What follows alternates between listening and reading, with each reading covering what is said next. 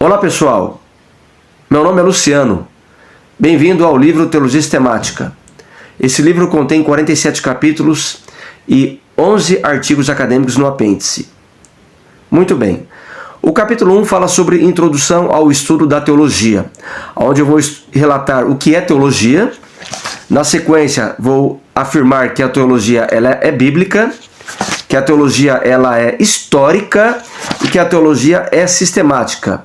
E vou explicar quais são os pontos que dividem a teologia sistemática, como por exemplo, bibliologia, escatologia, eclesiologia, soteriologia, antropologia, teontologia, angelologia, pneumatologia, entre outros. Portanto, esse é o tema do capítulo 1. Na sequência, nós temos o capítulo de número 2, com o título As Escrituras e os Sistemas Teológicos, onde vou relatar sobre a teologia católica romana, a teologia luterana, a teologia calvinista e a teologia arminiana wesleyana. Vou especificar qual é a relação dessas teologias relacionado com as Escrituras Sagradas. Muito bem, esse é o capítulo 2. Na sequência, nós temos o capítulo de número 3, o cânon das Escrituras, onde vou relatar como que foi feita a formação do cânon, tanto do Antigo Testamento como do Novo Testamento.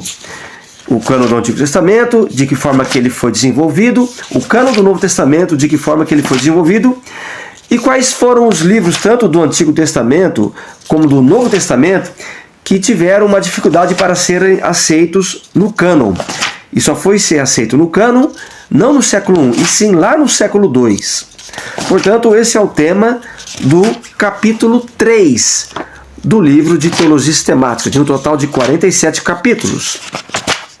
Muito bem, folheando aqui as folhas do livro, nós vamos agora para o capítulo 4, a inerrância das Escrituras, ao qual vou relatar para vocês o conceito de inerrância bíblica, afirmar que as Escrituras Sagradas ela é a palavra de Deus, e também outros fatores relacionados à inerrância bíblica, ao qual vou usar alguns argumentos a favor da inerrância das Escrituras, ou seja, afirmar que ela não tem erro, e também quais são as teorias sobre a inerrância das Escrituras: a inerrância plena, a inerrância absoluta, a inerrância limitada e a inerrância de propósito, que são as 4 teorias dentro do cenário teológico sobre a inerrância das Escrituras Sagradas. Saindo do capítulo 4, nós vamos para o capítulo 5, o conceito de inspiração. O que é inspiração? Inspiração das Escrituras. Então vou gerar um conceito, vou relatar textos da Bíblia que relatam sobre a inspiração das Escrituras, vou afirmar quais são os elementos da inspiração das Escrituras, por exemplo, a causalidade divina, a mediação humana, a autoridade da escrita, e quais são as teorias da inspiração, que é o tema mais forte desse capítulo aqui. Temos a teoria da intuição ou inspiração natural, temos a teoria da iluminação ou inspiração mística, temos a teoria do ditado verbal ou inspiração mecânica, a teoria da inspiração dinâmica ou conceitos inspirados, a teoria da inspiração parcial ou inspiração doutrinária.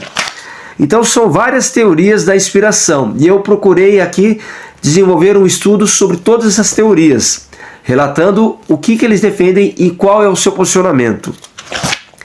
Vamos para o capítulo 6, a revelação de Deus.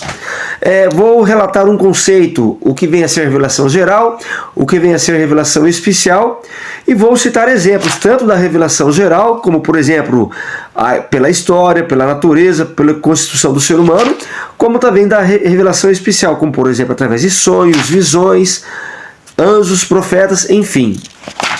Saindo da bibliologia, vamos para a teontologia. O capítulo 7 fala sobre a identidade de Deus, ao qual vou relatar primeiro quais são os nomes de Deus: Javé, Adonai, El, Elohim e outros nomes citados relacionados ao Deus Todo-Poderoso. Depois, no capítulo 7 ainda, irei relatar sobre as perfeições de Deus, relacionado aos atributos comunicáveis e os atributos incomunicáveis, como por exemplo, espiritualidade, aceidade, onipresença, onipotente, eternidade, imutabilidade, entre outros. São vários temas a ser abordados nesse capítulo. Na sequência, vou estudar sobre os conceitos sobre Deus. O conceito do teísmo, do deísmo, do ateísmo, do panteísmo, do panenteísmo, entre outros. Muito bem, saindo do capítulo 7, vamos para o capítulo 8, a Trindade, afirmando que existem 3 em 1. 1 mais 1 mais 1 é 1. A Trindade não é uma só 1 mais 1 mais 1 é 3, e sim uma única essência, o Pai, o Filho e o Espírito Santo. Vou relatar referências bíblicas afirmando que o Pai é Deus, que o Filho é Deus e que o Espírito Santo é Deus. E aí, vou combater aquelas falsas concepções da história da igreja sobre a Trindade, como por exemplo o sabelianismo, o arianismo, o unitarianismo, o triteísmo e também outros também. Além da questão do filioque, o debate teológico sobre o filioque que ocorreu durante a história da igreja, e vou citar os dois pontos de vista, o ponto de vista da igreja oriental e o ponto de vista da igreja ocidental.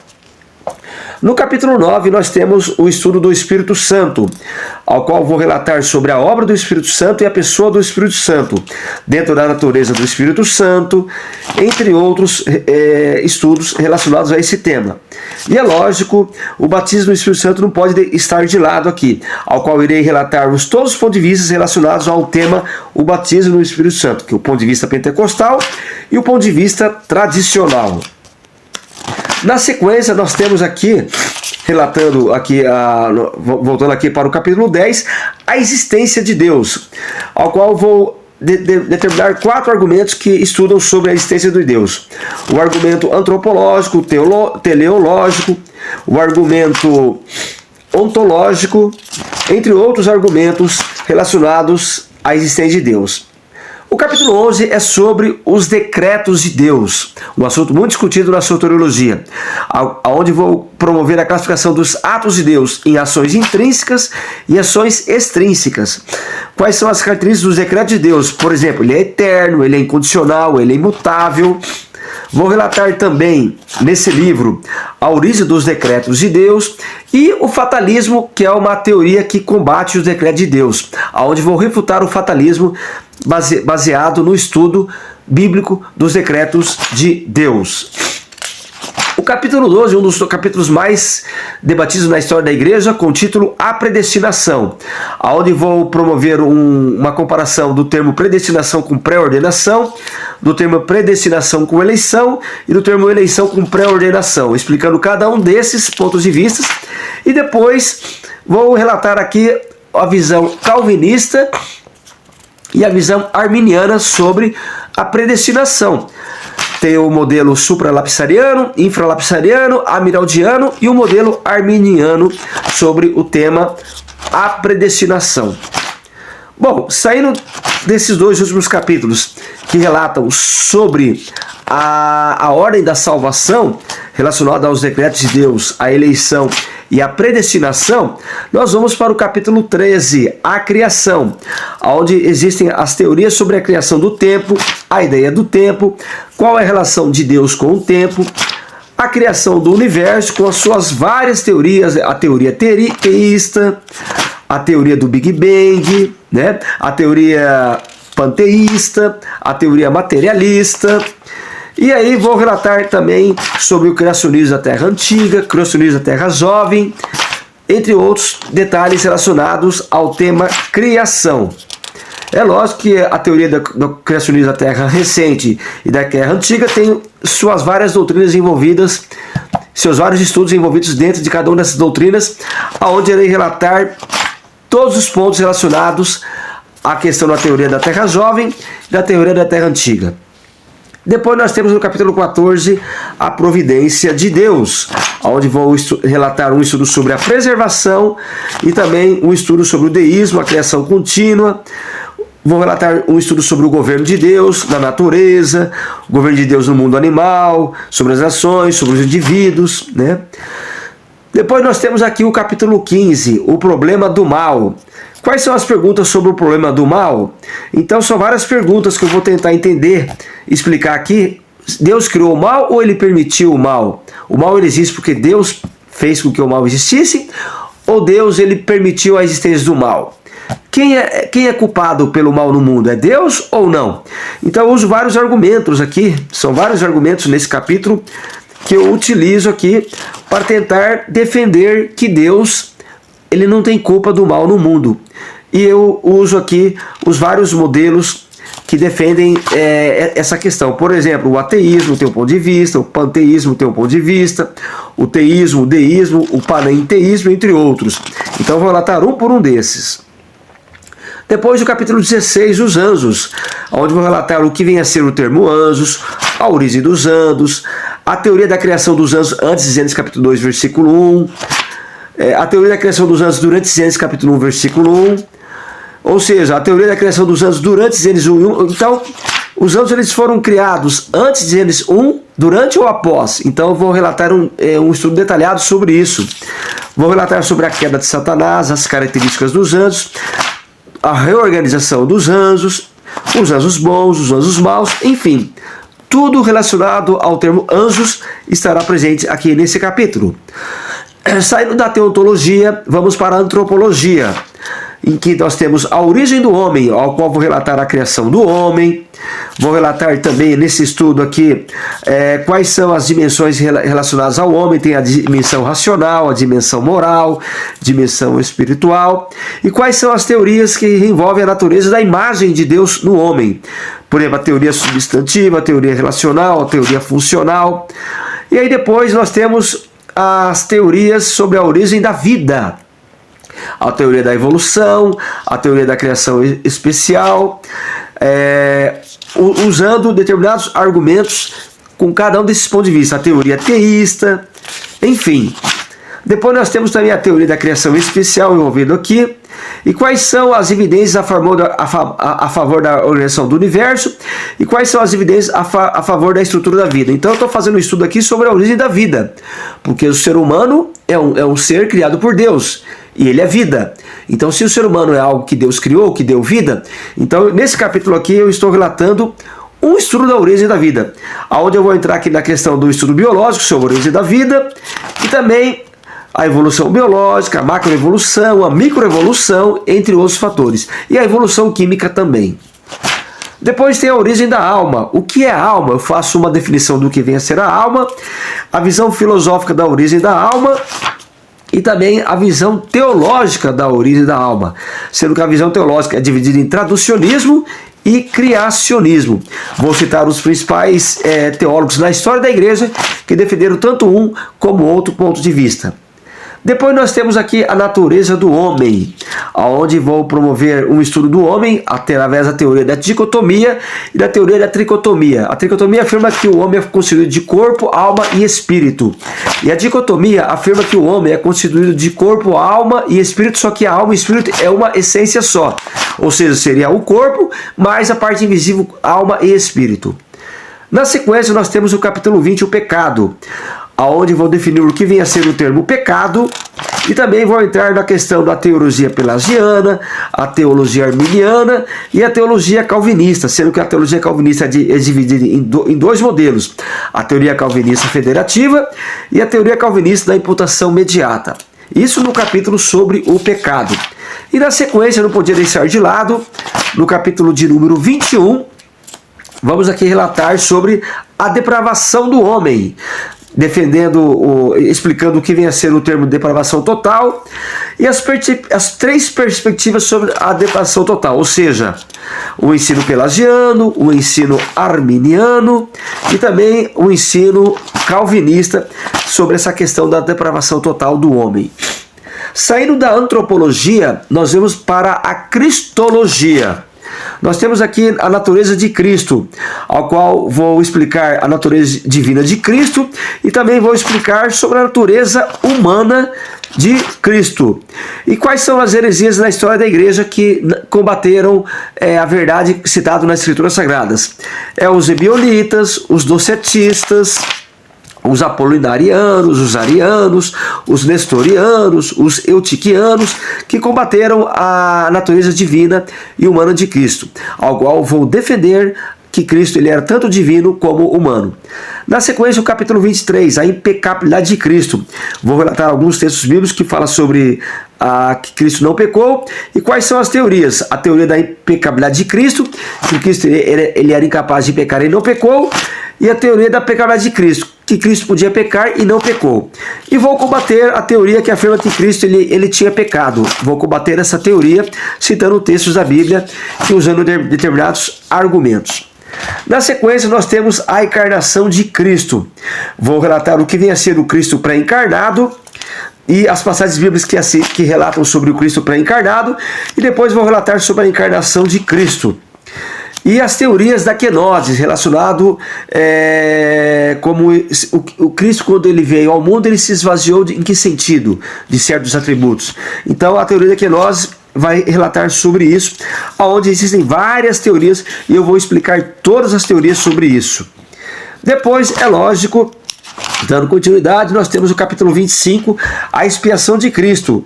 Vou relatar o que significa o termo expiação e todas as teorias sobre a expiação. Por exemplo, a teoria do exemplo, a teoria do resgate pago a Satanás, a teoria da influência moral, e muitas outras teorias relatadas aqui nesse capítulo, e a teoria da satisfação necessária, a teoria da substituição penal, e depois a extensão da expiação. Ou seja, Cristo ele morreu por todos ou morreu apenas pelos eleitos. É a tal da expiação limitada e da expiação ilimitada. Muito bem. Dando continuidade, nós vamos ainda na Cristologia para o capítulo 26, a descida de Cristo ao Hades, onde vou relatar Cristo não desceu ao Hades, e também vou relatar que Cristo desceu ao Hades. Lembrando que Hades é um termo grego, significando mansão dos mortos. Cristo ele desceu ao Hades entre a sexta e o domingo, ou seja, entre o período que ele morreu e a sua ressurreição, ou ele não desceu ao Hades. E é lógico, tem aí a tradição da Igreja Católica, a tradição da Igreja Luterana, a tradição da Igreja Reformada, a tradição da Igreja Independente, entre outras tradições. E vou relatar um por um, explicar um por um. Depois nós temos a ressurreição de Cristo no capítulo 27, onde vou relatar aqui as teorias sobre a ressurreição de Cristo. Por exemplo, a teoria do túmulo desconhecido, a teoria da ressurreição espiritual, o roubo do corpo de Jesus pelos apóstolos. São teorias que tentam afirmar que Cristo não ressuscitou. E eu vou defender, combater essas teorias, e vou defender que Cristo ele ressuscitou. Não só ele ressuscitou, como ele ressuscitou de forma corporal. Então, vou citar vários textos da Bíblia explicando sobre isso. Bom, terminando aqui a parte da Cristologia, nós vamos entrar agora na soteriologia, que é a doutrina da salvação. Eu vou relatar no capítulo 28 sobre a graça na teologia reformada, com seus vários aspectos também, e também a graça da teologia arminiana, com os seus vários aspectos. Ou seja, vou relatar um estudo detalhado sobre a teologia reformada relacionada à graça e a teologia arminiana relacionada à graça. Na sequência, nós temos o chamado externo e o chamado interno, que faz parte da ordem da salvação também, explicando quais são os elementos do chamado externo, quais são os elementos do chamado interno, e vou explicar detalhes um por um sobre o chamado. Na sequência, após a graça e o chamado, nós temos na ordem da salvação a regeneração. Vou promover o que vem a ser a regeneração, quem é o autor da regeneração, e também vou explicar em detalhes tudo sobre a regeneração. Após a regeneração, seguindo a ordem da salvação, nós temos a conversão no capítulo 31, onde vou explicar o que vem a ser o termo conversão e também o elemento intelectual da conversão, o elemento volitivo, o elemento emocional, e vou relatar também um estudo sobre o arrependimento e a fé que faz parte do processo da conversão. Na sequência, após a conversão, nós temos a justificação. O que vem a ser justificação? Onde vou explicar o conceito de justificação. A justificação é um ato judicial de Deus. Vamos entender o termo imputação. Vamos ver qual é a natureza da justificação. Vamos estudar a justificação pela fé, entre outros fatores relacionados ao tema justificação. Na sequência da ordem da salvação, nós temos a santificação. O que vem a ser santificação e quais são os estágios da santificação, como, por exemplo, a santificação posicional, a santificação progressiva, a santificação futura. E nesse capítulo da santificação, nós vamos fazer um estudo sobre o perfeccionismo wesleyano, o que eles ensinam, o que eles defendem e o que está a favor ou contra o perfeccionismo wesleyano. Na sequência, nós temos o estudo sobre a perseverança dos santos. O que vem a ser perseverança dos santos, através de uma definição, os argumentos a favor da certeza da salvação e os argumentos a favor da perda da salvação. É lógico que nesse capítulo nós vamos entrar em debate entre o calvinismo e entre o arminianismo. Saindo da soteriologia, ou a ordem da salvação, nós temos a eclesiologia, a natureza da igreja, capítulo 35, onde vou relatar sobre os atributos da igreja, afirmando que a igreja é una, é santa, é católica, é apostólica, e um estudo sobre a igreja visível e a igreja invisível, onde vou relatar em detalhes tudo o que vem a ser igreja visível e tudo o que vem a ser igreja invisível. Na sequência, nós temos no capítulo 36, Igreja de Israel, onde vou fazer o ensino do dispensacionalismo e da teologia do pacto, em que uns vão afirmar que a Igreja de Israel significa uma coisa só, e outro vai afirmar que a Igreja de Israel são duas coisas diferentes. Vou citar textos da Bíblia, explicar os versículos da Bíblia, e qual é a defesa tanto do dispensacionalismo como da teologia do pacto em relação à questão de Igreja e Israel. Na sequência, nós temos aqui o capítulo 37, os oficiais da igreja, onde vou relatar um estudo sobre os apóstolos, um estudo também sobre os presbíteros, os diáconos, todos os oficiais da igreja. E também os dons do Espírito Santo no capítulo 38. O dom de apostolado, por exemplo, é um dom do Espírito Santo, o dom de profecia, o dom de falar em línguas, interpretação de línguas, entre outros vários dons do Espírito Santo. Ainda na eclesiologia, nós vamos entrar agora no capítulo 39 e capítulo 40, que são os sacramentos da igreja, o batismo e a Santa Ceia.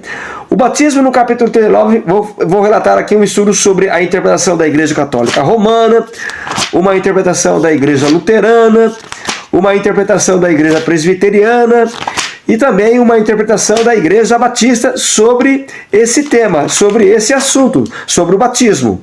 Depois nós vamos estudar a Ceia do Senhor, onde vou relatar também 4 pontos de vista: a concepção da Igreja Católica, da Igreja Luterana, o modelo zwingliano e também a concepção da Igreja Reformada, sobre a questão da Ceia do Senhor, ou da Santa Ceia. Saindo da eclesiologia, vamos na última parte, a escatologia, onde eu começo um estudo sobre o estádio intermediário, o ensino protestante sobre a doutrina do estádio intermediário. Vou também relatar aqui a ideia filosófica do sono da alma, a falsa teoria da segunda oportunidade e, é lógico, o purgatório na ideia da igreja, na visão da Igreja Católica, explicando e citando textos bíblicos sobre cada um desses pontos de vista. Depois, na sequência, nós temos a segunda vinda de Cristo, capítulo 42, onde vou relatar o significado da palavra grega parousia. E aí, Cristo ele vai voltar uma única vez ou ele irá voltar em 2 vezes? É lógico, as etapas da vinda de Cristo vai entrar a questão do amilenismo, do pós-milenismo, do pré-milenismo histórico e do dispensacionalismo, sobre a questão de que forma ocorrerá o arrebatamento e a segunda vinda de Cristo. E depois nós temos no capítulo 43 a ressurreição do corpo, onde vou relatar sobre uma introdução do que vem a ser a expressão ressurreição, a ressurreição em uma etapa ou a ressurreição em 2 etapas. Vou citar textos bíblicos para aqueles que defendem a ressurreição em uma etapa e vou citar textos bíblicos para aqueles que defendem a ressurreição em 2 etapas. Dá para perceber que um capítulo tem ligação com o outro capítulo. É lógico que cada capítulo vou especificar o ponto específico de cada um desses capítulos. Além de entrar na questão também da ressurreição, da natureza do corpo durante a ressurreição, que nós vamos ter um corpo corruptível transformando num corpo incorruptível. Depois o capítulo 44, o julgamento final. O que vem a ser o conceito de julgamento? Os justos serão julgados, os ímpios serão julgados, os anjos caídos serão julgados, os anjos bons serão julgados. Todos serão julgados, e a definição de cada um desses pontos específicos sobre o julgamento final. E é lógico, aí entra o ponto de vista do modelo amilenista, o ponto de vista do modelo pré-milenista histórico, pós-tribulacionista, dispensacionalista, enfim. Todos os pontos de vista relacionados ao tema do julgamento estarão relatados nesse capítulo. Na sequência, nós temos o capítulo 45, o estado final, onde vou relatar um estudo sobre o inferno, citando vários textos da Bíblia, e tentando entender o que vem a ser o inferno, baseado no contexto bíblico, e também sobre o paraíso, vários conceitos sobre o paraíso, baseado em textos da Bíblia, e também explicando determinados temas relacionados ao termo tanto inferno como ao tema paraíso. Por exemplo, o céu é um lugar físico, vou explicar novos céus e nova terra, o universo atual será completamente renovado no futuro, ou não será renovado no futuro? Todos os argumentos, os adeptos da recriação do universo, os adeptos da renovação do universo, enfim, todos os temas relacionados a isso daqui. Agora o capítulo 46 é o arrebatamento, onde vou relatar sobre a teoria do arrebatamento parcial, a teoria do pré-arrebatamento, do mid-arrebatamento, do pós-arrebatamento, ou seja, a visão pré-tribulacionista do arrebatamento, a visão meso-tribulacionista do arrebatamento e a visão pós-tribulacionista do arrebatamento. E aí, por final, terminando aqui a parte do livro como um todo, o último capítulo, o capítulo 47, o milênio, onde vou relatar um estudo sobre o amilenismo, sobre o pós-milenismo, sobre o pré-milenismo histórico e sobre o dispensacionalismo. Após o término do livro, nós temos o apêndice. O apêndice ele contém nada mais nada menos do que 11 artigos acadêmicos que eu tive o privilégio de escrever nos últimos anos e resolvi compartilhar aqui juntamente nesse livro aqui de teologia sistemática. São vários temas direcionados em várias áreas da doutrina cristã. Vou apenas aqui dar uma leitura dos 11 capítulos, que seriam os 11 artigos acadêmicos. Deus criou o mal é o número 1. O livre-arbítrio no contexto teológico é o número 2. Jesus Cristo teve irmãos biológicos é o número 3. O que a Bíblia relata sobre divórcio e novo casamento é o número 4. Dízimo, legalismo ou graça, número 5. Sábado, domingo, existe um dia sagrado na nova aliança, número 6. O apóstolo Pedro foi o primeiro papa, número 7. A origem da igreja, número 8. Ministério pastoral feminino, sim ou não, número 9. Debate teológico acerca do dom de línguas, número 10. Pós-tribulacionismo no modelo pré-milenismo histórico, número 11. Então, esses 11 artigos acadêmicos que eu escrevi na última década, eu resolvi colocar no apêndice desse livro para que o livro de teologia sistemática ele se enriquece em conhecimento, em doutrina e que você possa ter algo a mais dentro do livro de teologia sistemática. Só para vocês terem uma ideia, esse apêndice dá quase 100 páginas. Então é um livro completo de teologia sistemática que estuda a bibliologia, a teontologia, a angelologia, a pneumatologia, a antropologia, cristologia, soteriologia, eclesiologia e escatologia. Então todos esses temas são abordados nesse livro de teologia sistemática. Um abraço a todos, valeu!